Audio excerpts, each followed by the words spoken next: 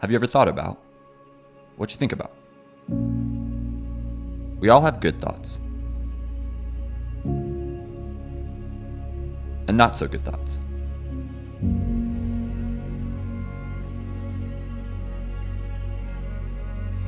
Sometimes our thoughts are personal, and they can shape how we see each other.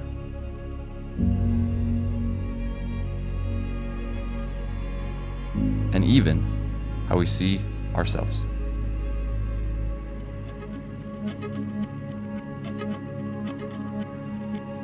Let's be real. Our thoughts can be overwhelming.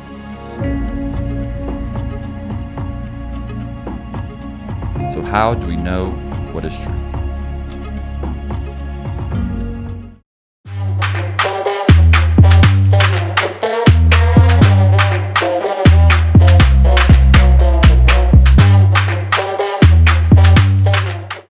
What's going on, everybody? Welcome to episode 3. We're so excited that you guys are tuning in and watching this today, because today what we're going to be talking about is something that is so incredibly important. It's something that every single one of us who is watching today has, and that is our thoughts. This is such an incredibly important conversation, and we're so excited to show you guys how our thoughts determine our actions, and our actions determine our quality of life. But have you guys ever thought about how interesting it is on how our thoughts take us in different directions? We're so excited to show this in a game we call Word Association.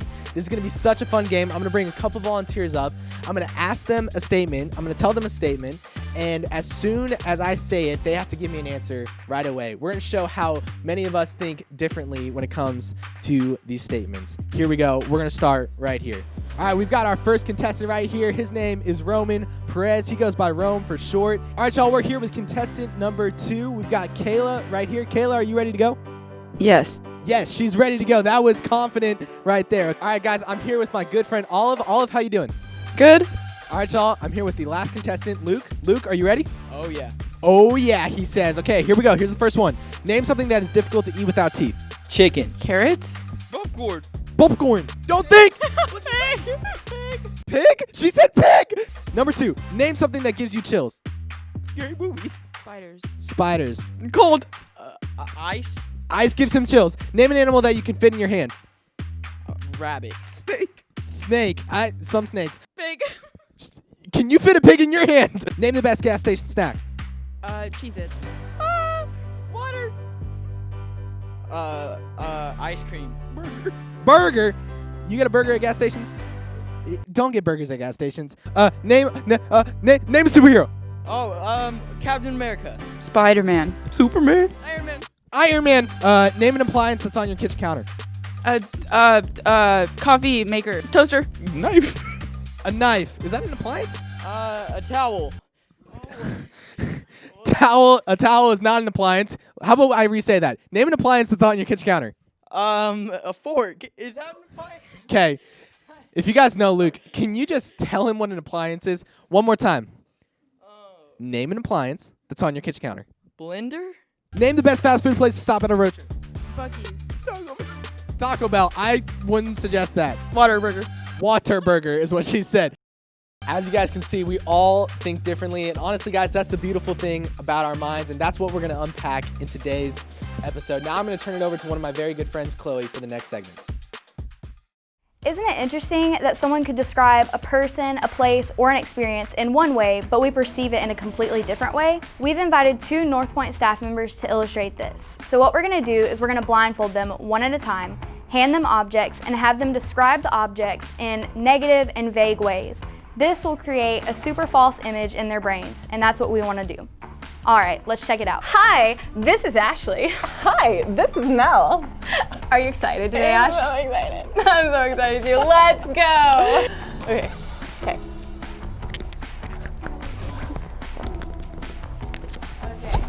Ew, it's disgusting. It smells. It's very musky. It's very hairy. Is it Matt? It has it has fangs. It looks like it wants to eat me. A bat? Like it's trying to taste me, maybe. It has claws. A monster? Stuff is dripping out of its mouth. Oh no! Oh no! It has a tail. It's an animal. It's an animal, and it's a smelly animal. I hear something. It has a slimy nose. It makes scary sounds. It's attacking you. Is it not? Can I touch it? Yes. That's me. I know how to do a small dog. It is. It's some kind of cute shepherd thing. Hi. What is it? It's something super gross. I love it already. All right, Mel, are you ready to guess this object? Mm-hmm. Well, it kind of smells Okay. just a little bit What does it smell like? like dirt and sweat. Oh. And I think it might eat everything in sight. It might be on America's Most Wanted one day. Don't know what it might do. I don't know if it will be functioning in like 3 years, but maybe in like, What is it? it might be awake all hours of the day. Like, Oh. I don't think it sleeps. Is it some kind of bird? Do I look? It wears things. It moves a lot, lots of energy. It moves. I think it actually does how they say the hip hop. It does the hip It hop? might do the hip hop. Is it one of my children? You know, maybe. Is it really? Can I take Is it Ella? It's Ella! Love I you. love you. Good job, baby. Okay, well, that was so much fun. Love describing fun, cute things in horrible ways. We want to take y'all to go see Jordan now. Did I go cross-eyed there at the end? Hey everybody, in just a couple of minutes, we are going to get to hear from Bailey Cox about how our thoughts determine our actions, and our actions then determine the life that we experience. Before that, though, we had a little bit of fun this week with Mr. P, a professional hypnotist. We thought we should let you know up front, it's not magic or anything weird like that, but it does show you just how powerful our subconscious thoughts can be, especially when we let somebody else influence those thoughts. So have some fun at the expense of a couple of our students, and then we'll continue our conversation. My name is Mr. P, and what I'm getting ready to do is show you different phenomenons in hypnosis. So what I'm going to do is take all of the participants right now on a journey of imagination, if that's okay with you. What's your favorite color? Pink or purple? I'm going to do some mind magic. She's already hypnotized because she already told me that purple is her favorite color. Okay, don't move your feet, okay? Perfect. Do me a favor, ma'am. As you're looking straight there, you see that red light? Let your eyelids close. Take a deep breath in. Let it out and relax.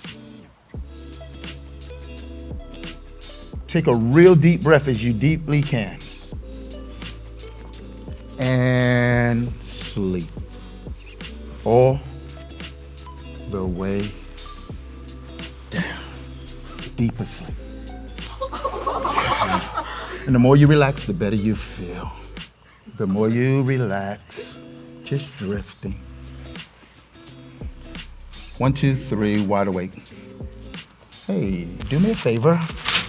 Have a seat in the chair, right here. It's okay? Are you okay? Yes. Put your hands here.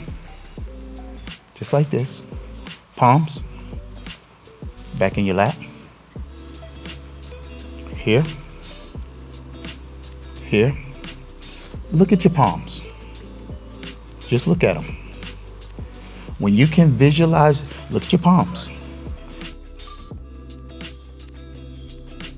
Person that I'm touching on the left shoulder, anytime I suggest the words alphabet soup, you meow like a cat. Nod your head that you understand.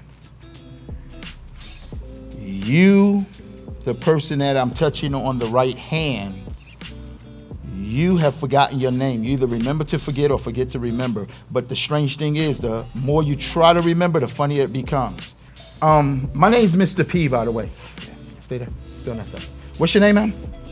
Taylor. Pleased to meet you, Taylor. That's a lovely red chair. What's your name? Celeste, pleasure to meet you. And your name, sir? Carson. Carson, pleasure to meet you. And ma'am? How you doing? My name's Mr. P. You okay? Yeah. Okay, I'll come back to you. You're so excited. You look so excited. Are you excited? Okay. How you doing? What's your name? Audrey. Pleasure to meet you. Huh? Say it again. Audrey. What's your name? Okay, it's okay. It's okay. How you doing? What's your name? Klein. Huh? Klein. Klein. Pleasure to meet you, Klein. And that's young Mr. X right there. I'm Mr. P. What was your name again, by the way? Anyway, can you remember what type of soup you like at least? Like Campbell noodle soup or alphabet soup? What is her name? Michael. What's your name? Pleasure to meet you. Michael, right? What's your name? Michael. See, I know the Michael that invented alphabet soup. Carson, right? Yeah. Pleasure to meet you. Huh? Sleep. Your tongue has just been stolen. What's so funny, Carson? No. What? What? Let me hear you count from 1 to 10. 7, 8, And it just gets madder and 9, and the number N. The number N. In what number? N. Right now, in a moment, there is no such thing as the number 3. Eyes are open on the count of 2. 0, 1, 2. Wide awake. So anyway, how many digits on your hands do you have? How many fingers? How many? You got 10 fingers? You sure? You got 10 fingers? What are these? Thumbs. Okay. Ooh. If you have to exit the stage, please exit on the stairs and the stairs only, guys. Only on the stairs and the stairs only, okay? But anyway, so 1, 2, 4, 5, 6, 7, 8, 9, 10, 11. how many digits do you have? 11. How many are you supposed to have? 10. Yeah. Let's count. 1, 2, 3, 4, 5. Sleep. You do me a favor, count your fingers in your thumbs. You touch them and count them. 1, 2, 4, 5, 6. All the funny suggestions that have been done on stage are totally gone at this very moment. You know how to count. 1, 2, 3, 4, 5, and so on, all the way up to as far as you want to count. You know that number 3. You even know your correct name. No longer meowing like a cat if someone says alphabet soup. All of those silly suggestions are gone. And the last thing you know, you were coming up on stage to be hypnotized. And when I say ABC 1, 2, 3, remember, you'll be like, boop, and everything that has happened returns to you as if you have photographic memory. Well, I think I'm running out of time, actually. I don't know if I have any time. I wasted a lot of time talking to the audience and everything. So, have you ever been hypnotized, though? No. Have you ever been hypnotized? Have you ever been hypnotized? Nope. Have you ever been hypnotized? So what happens if I say, look out there? What happens if I say ABC? Look out that way. What happens when I say ABC, 1, 2, 3, remember?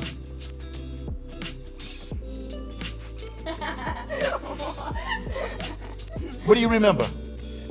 Getting hypnotized. Were you hypnotized? You just said you weren't hypnotized.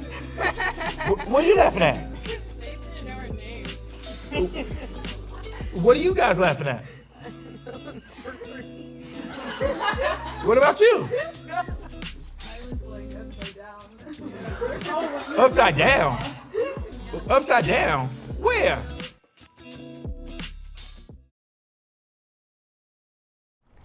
Do you ever stop and think about what you think about? For me, this question sounded kind of weird at first, and my quick answer was, well, yeah, of course I think about what I think about. But if we were to really analyze every thought we have about ourselves and our outlook on life, positive or negative, and how it affects us, I don't think that would be our answer every time. I know for me, more often than not, I find that my entire day can be shifted in a good way or a bad way based off one thought I might have. Comparison is something I've struggled with a lot, as I'm sure we all do from time to time. For me, one of those thoughts is I wished I looked like them. Whether I'm comparing athleticism or my appearance or my personality, these thoughts can get really out of control really fast for me. This can shift my entire day because I can feel super confident in myself 1 second and then think this and be insecure and comparing myself to everyone I see the rest of the day. But I didn't think this was too big of a deal in the moment because I never thought about what I thought about. What we don't always realize in the moment is that our life is always moving in the direction of our strongest thoughts. For example, if I went to school, well, not really if I went to school, but if I stayed in my room during school and I told myself every day that I was doing really good and I was trying my best and I was getting a lot done, I would most likely have a really good, productive day where I felt proud of what I did. It might even make me eager for the next class or assignment I have because I know I'm going to achieve something and be proud of it. But on the flip side of that, if I were to tell myself every day that because school is different this year it's bad, or because I'm struggling on a subject I'm not smart or I'm not putting enough effort in, my motivation to do school or anything productive that helps me would naturally go down. What about you? Is there a thought you constantly have that feels overwhelming or exhausting? Do you ever stress or wonder about the future? Do you ever wonder if you're liked or respected? Or do you ever wonder if you're enough? These are big thoughts that can shape how we live our life. This is because our thoughts direct our actions and our actions determine our quality of life. If I think about something enough times, it will eventually direct my actions, which inevitably determines my quality of life. What's crazy about the thoughts we have is that our brain can redefine itself along one thought. And that one thought can create a path in our mind that spirals and makes it so much easier to think that in the future. And as a result, we could end up believing something that may not be true. I think we all have one or even multiple thoughts that are persistent in our minds every day.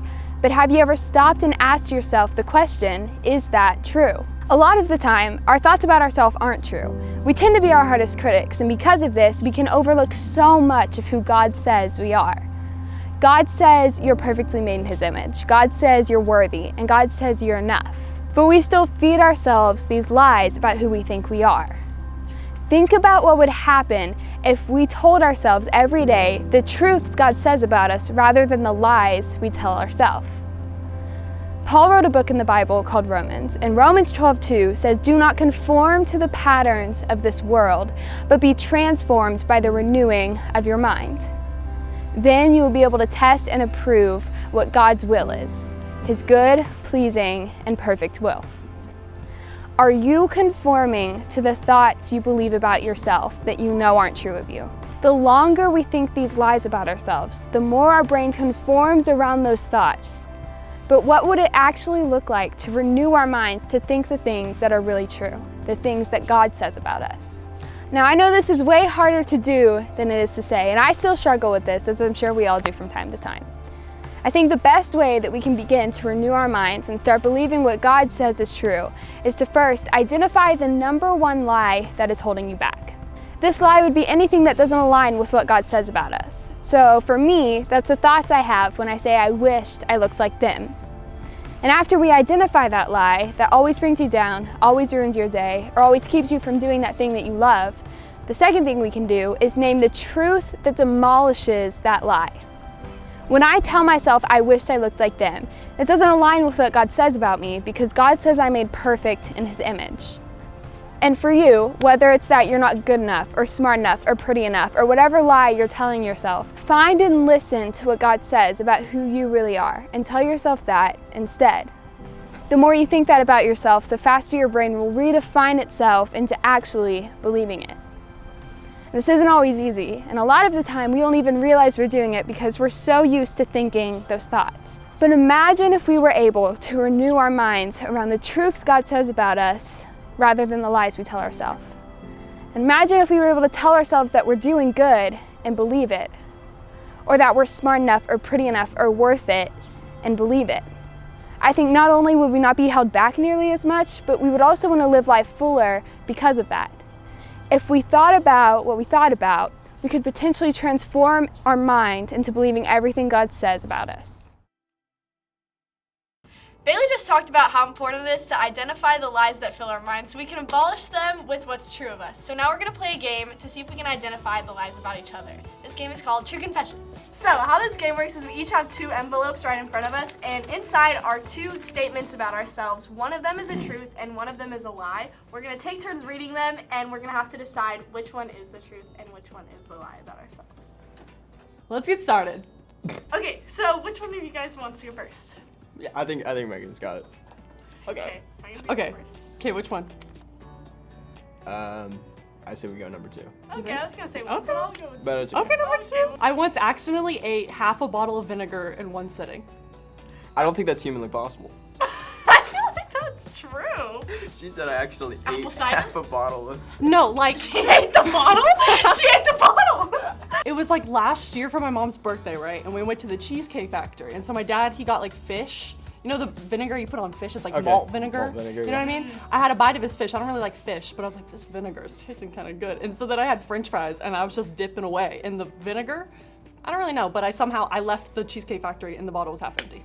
That's believable. I was going off on my genuinely vinegar. believe I thought you that's just true. like chugged like half a bottle of vinegar. You know what? I like that better. Okay. Wait, can I ask a question? Is it? Never mind. Wait. My biggest fear in the whole world at one point was fires. I feel like that's not a narrative that she would make up. As crafty as she is, I just You think? believe it. You think? I feel like you also told me Well, the story. why were you so scared of the fires?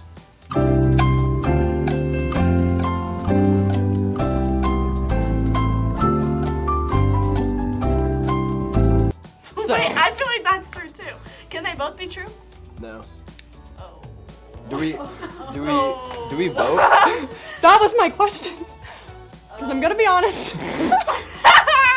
So as we have just found out, I did mess up the game, and these are both, of course, true, and one was supposed to be a lie. Bruh. So I'm sorry. We're just gonna move past it.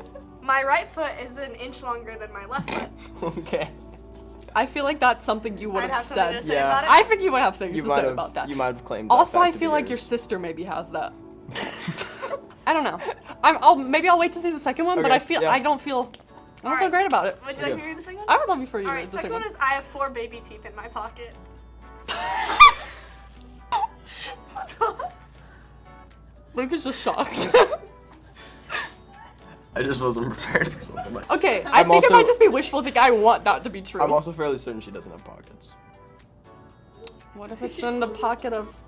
Oh shoot!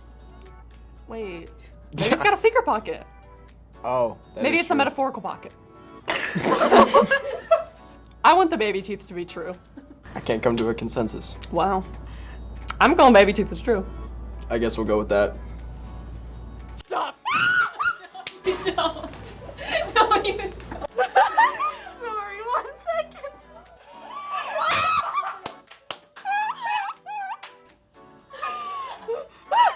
Ew.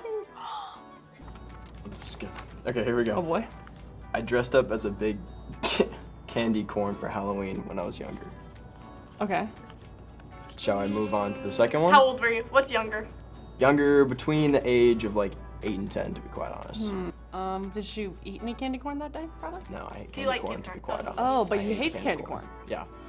But Okay. here's the best part. I got these big pants Oh wow. and put a hula hoop through it, right? So it actually became my cone. candy bag. Oh. And I what? just grabbed the candy and tossed it right down there. Were they cuffed at the bottom? Yeah, they were Okay, cuffed. cool. I just wasn't. want to make sure. Oh, Sounds good. I So want are it to be true, Are but we we'll moving see. on to the second Yeah, one? Okay, here we go. we'll see. I got into a fist fight in private school. That also sounds true. I feel like you said this. Yeah, so that was pretty. Can I explain my my troubles with this one? Yeah. So one of my favorite facts about Luke Woodruff is that he was homeschooled. So I'm confused in the timeline where he went to private school. What was the school's name? It's kindergarten. Where was the school? St. Marcus? San Marcos, yes, indeed. That aligns, but I also didn't feed it to him by saying San Marcos. What was the kid's name?